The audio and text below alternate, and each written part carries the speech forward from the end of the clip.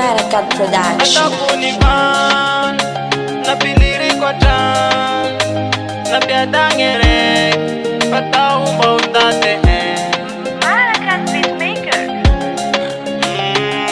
Bamberman, Malakad production. Umekulala yala fayal, fila nauti fatilash, ampilira ku anakulo.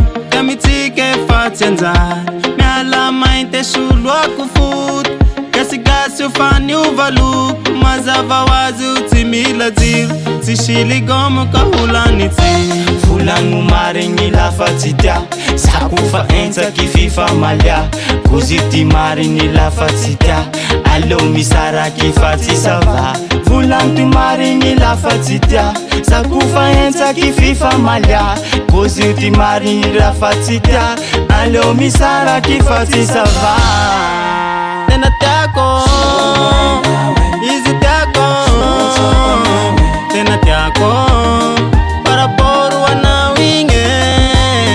Tena tiako, easy tiako. Tena tiako, para por wana winge.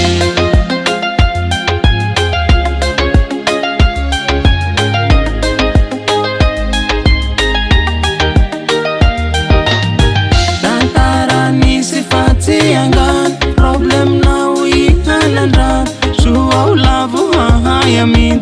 Tufukuran yamba hutafit, meninga luwa fatsi afar. Retunga shaina shainge fatar, mendika na umangu bahafa. Farana kwe uzaile tantar.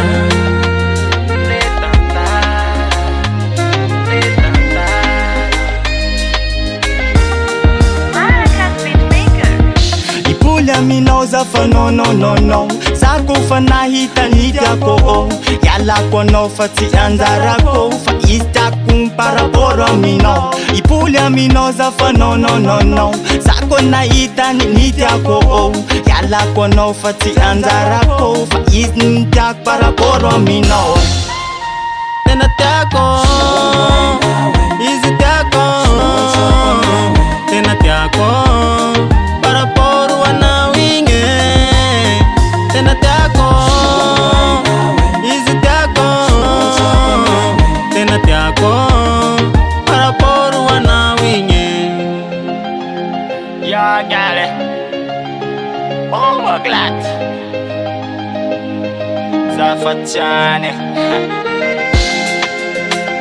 Atakunipan, napiliri kwa tan, napiadangere, patau bautate. Tena tiako, easy tiako. Tena tiako, para por wana winge. Tena tiako, easy tiako. Tena tiako, para por wana winge.